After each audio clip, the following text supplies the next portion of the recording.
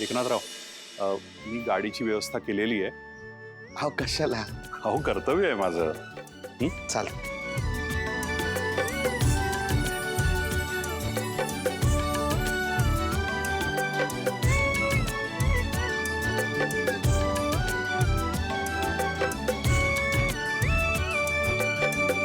सारंग नाही आला तुला सोडायला?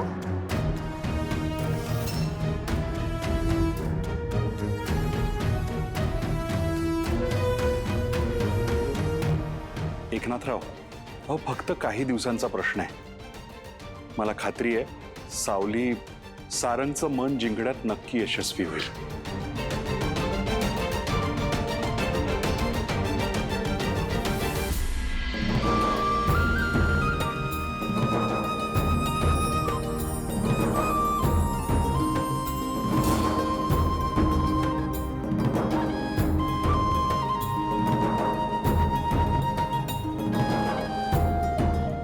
लवकर ये.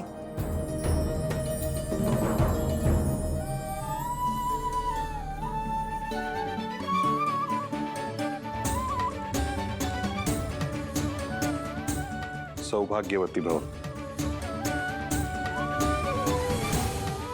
येऊ. या. रामकृष्ण हरी.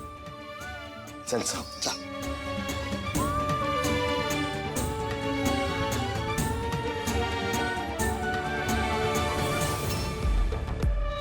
आता तू या घरातून बाहेर पडलीच ना, मग मी मेक शुअर करेन की तू या घरात पुन्हा कधीच येणार नाहीस.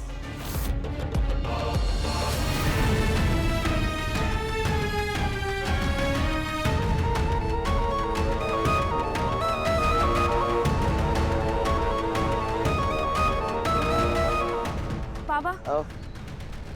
साऊ, काय झालं? मी आलेच.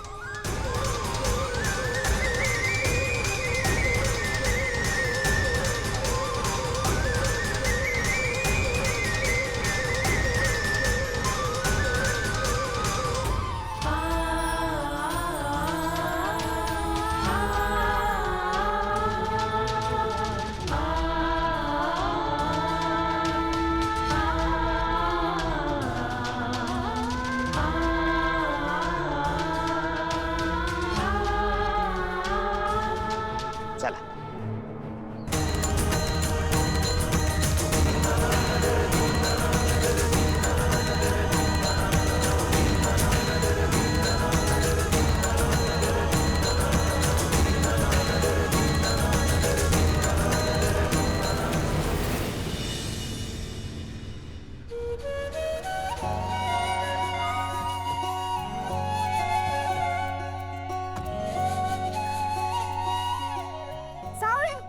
सावकाश ग बाई, सावकाश पावलं ठेव जमिनीवर. नाजूक आहेस ना तू.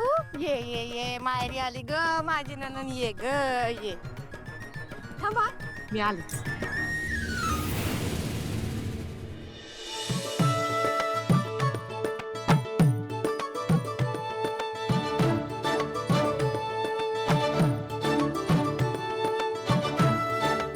ग बाई किती देखणी दिसते ग माझी सावळी ग ती.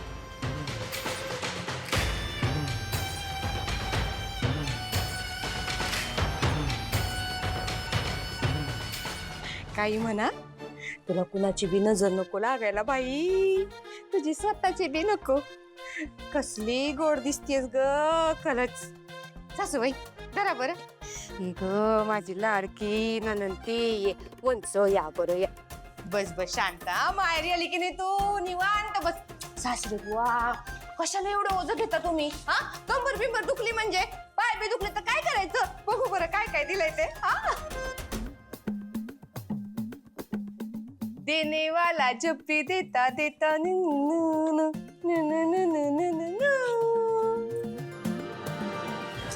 छोटस आहे. परत करूया. देने वाला जब भी देता देता. केवढं मोठं गिफ्ट आहे बाई. कोणतं घेऊ ग यातलं?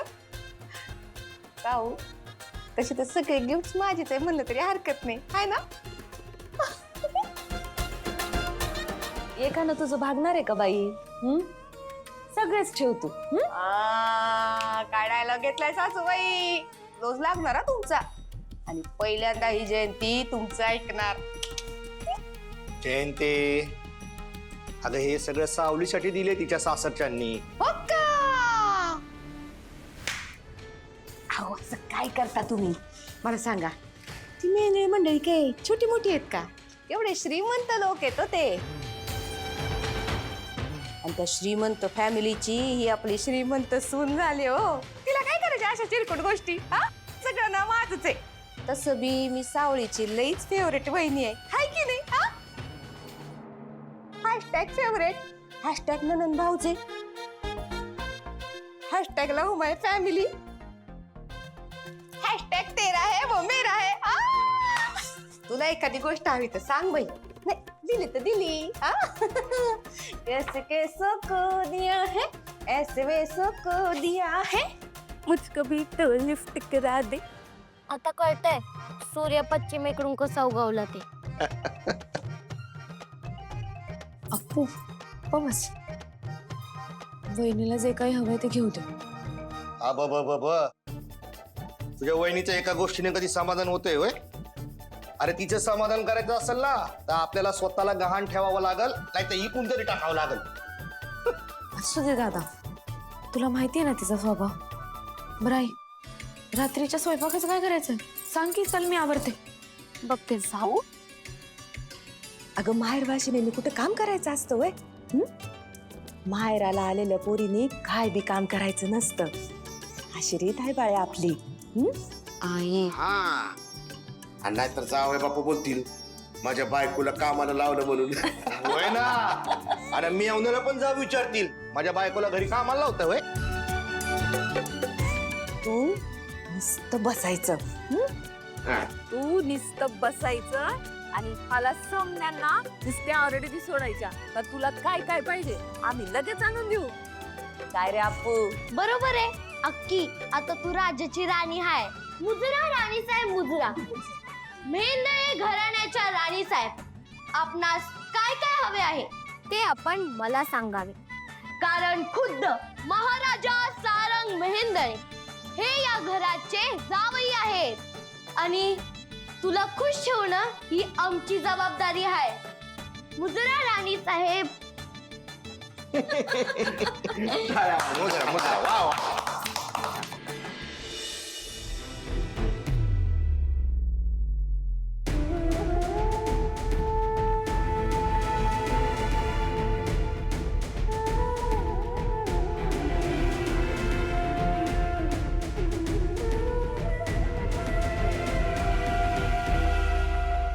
सरुताई, काय झालं मॅडम? खोली बघा जरा. एवढा पसारा का आहे सारंगच्या खोलीत? तुमचं ना लक्षच नाही अलीकडे. जरा लक्ष द्या की. लक्ष असतं. मी आले पण होते रूम व्यवस्थित आणि साफ करण्यासाठी, पण सारंग. आई, मीच बोललो, मी करतो ठीक सगळं. ताई जरा जाता बाहेर, मी बोलते त्याच्याशी.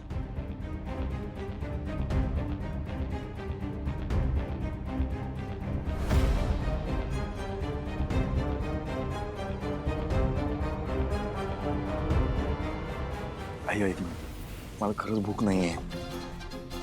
बर ठीक आहे.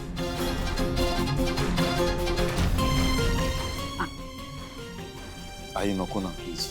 आईचं नाही ऐकणं.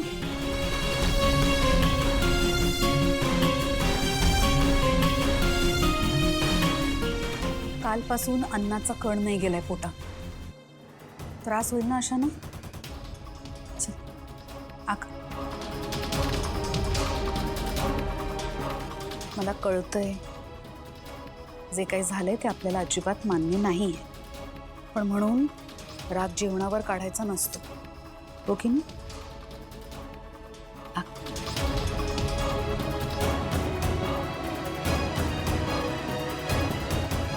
तुला माहिती आहे ना सारंग, तू माझ्यासाठी किती स्पेशल असते. तुला आठवतंय का लहानपणी जरा काही खुट्ट झालं ना की रडायला लागायचंस. आई आई आई करत माझ्याकडे पळत यायचंस.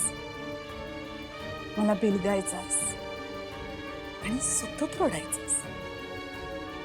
मी तुला जवळ घेतल्यानंतर, तुझं सांत्वन केल्यानंतर तुझं रडणं थांबायचं आणि त्या चिमुकल्या चेहऱ्यावर ना हसू यायचं, आनंद दिसायचा मला. मी तृप्त व्हायचं. कारण तेव्हा मी ठरवलं होतं, या चेहऱ्यावर मला कायम आनंद बघायचा आहे आणि त्यासाठी मला काय वाटेल ते करावं लागलं ना तरी मी करेन.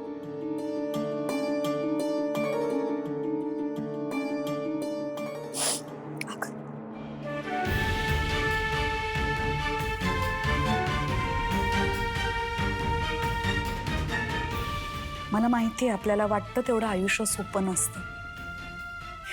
आयुष्य खूप अनप्रेडिक्टेबल असतं रे. I can understand. पण म्हणून काय आपण प्रसंगाला सामोरं जायचं नाही? ते दुःख कुरवाळत आपण रडत बसायचं? आणि किती आपल्यावरच ते सगळं. मला कळतंय कधी कधी ना माणसं ओळखण्यात चुकतो आपण. नाही ओळखता येत आपल्याला माणसं, पण म्हणून किती त्रास सहन करायचं रे? किती स्वतःलाच त्रास देशील तू?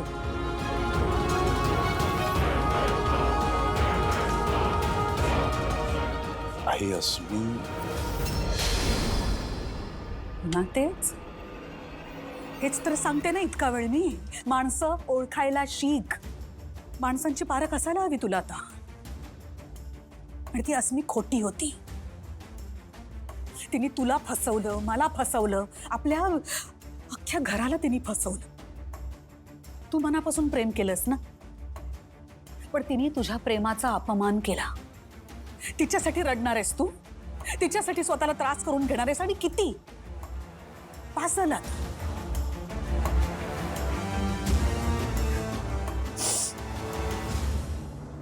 मला ना कधी कधी काही कळतच नाही. माझा सगळ्यावरचा विश्वास उडालाय. नात्यांवरचा विश्वास उडालाय. खरं सांगू का, ही मुलगी सुद्धा मला खोटीच वाटते. हो, माझा नाहीये त्याच्यावर विश्वास. मला सतत असं वाटतंय की ती जगन्नाथ सुद्धा नको ठेवूस तिच्यावर विश्वास. खोटी आहे ती.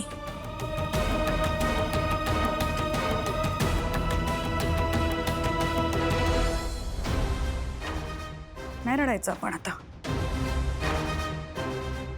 तू नको या सगळ्याचा विचार करूस. पण मी आहे ना, जे काय असेल त्याला आपण एकत्र सामोरं जाऊ.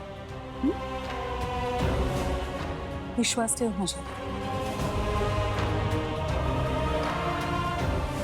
आता हसून दाखव.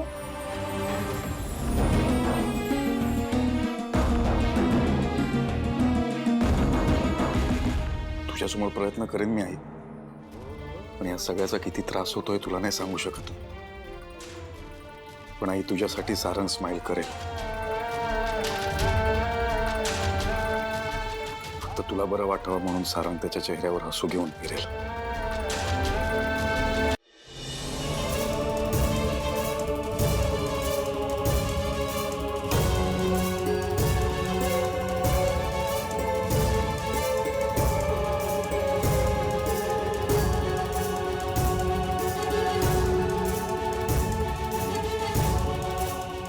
तिलोत्तमा,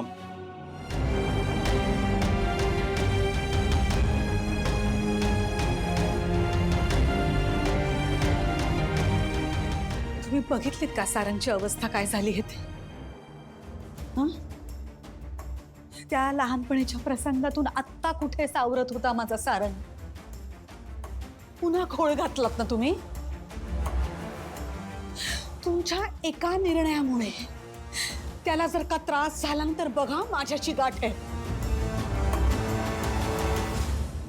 तिलोत्तमा, सारंगला काहीही होणार नाही. करा ना, त्या मुलीला फोन करा. तिला सांगा माझ्या घरात परत यायचं नाही, पाऊल ठेवायचं नाही. हा, करा, फोन करा तिला. मला ना माझं सारंग खूप महत्वाचं आहे. त्याला त्रास झालेला मला खपणार नाही. तिला सांगायची घरी आपण दर महिन्याला पैसे पुरवूया, तिला हवे तेवढे आयुष्यभर. पण इथे यायचं नाही. सांगा फोन करून त्या पोरीला. तिलोत्तमा, त्या मुलीचं नाव सावली आहे. What ever. मी सावलीला फोन करणार नाही आणि तिच्याशी बोलणारही नाही.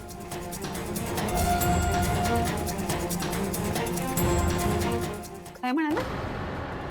तिला फोन नाही करणार, तिच्याशी बोलणार नाही म्हणजे आणखीन काय वाईट व्हायचं बाकी आहे? कसली वाट बघताय? करा फोन. आणखीन किती वेळा तेच तेच सांगू तुम्हाला? आणि मी तुला कितीदा सांगू की सावली सून आहे या घरची. ती या घरची सून नाहीये. मी हे मान्यच करत नाही आणि या जन्मात तरी ती होऊच शकणार नाही या घरची सून. करा ना तिला फोन, करा ना. तिलोत्तमा, मी सावलीला फोन लावणार नाही. मला माहिती आहे तुझा माणसांवरचा विश्वास उडालाय, पण माझा सावलीवर खूप विश्वास आहे.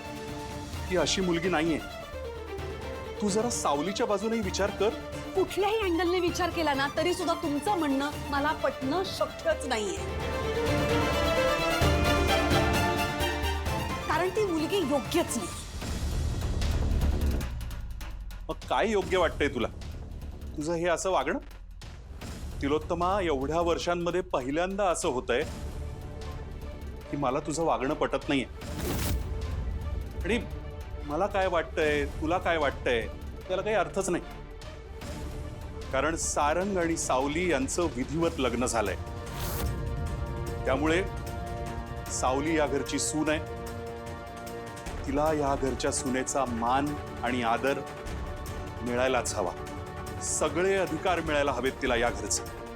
आता जे झालंय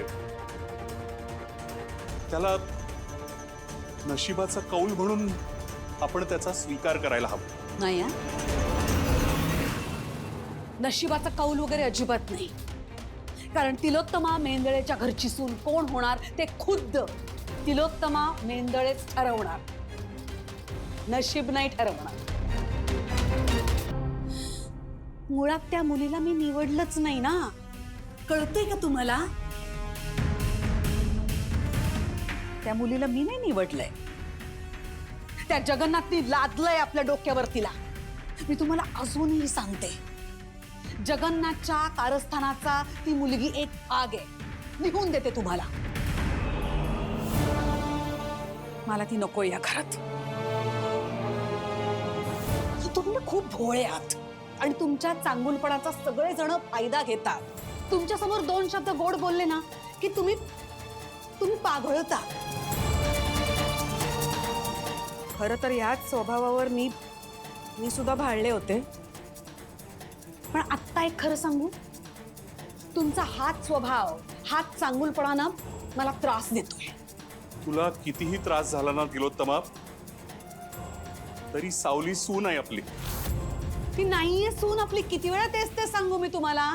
मी मान्य करतच नाही. कारण माझ्या सुनेकडून माझ्या खूप अपेक्षा आहेत आणि ती मुलगी त्या अपेक्षा पूर्ण करूच शकणार नाही. मी तुम्हाला बचावून सांगते. हा, मी कुठल्याही फालतूपणीला माझ्या घरात प्रवेश देणारच नाही.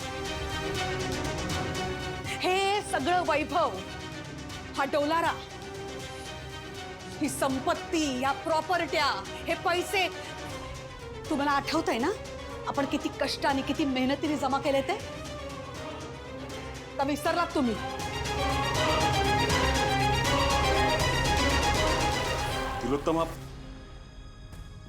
तिलोत्तमा, मी काहीही विसरलेलो नाही. आणि म्हणून मी रिक्वेस्ट करतोय तुला की प्लीज सावलीचा स्वीकार कर. अगं, ती एक साधी भोळी निर्मळ मनाची मुलगी आहे. पुन्हा तेच, पुन्हा तेच, पुन्हा तेच. धन्य आहे तुमची, धन्य आहे. मी खरं सांगते, मी कंटाळले. मी तेच तेच बोलते मगापासून.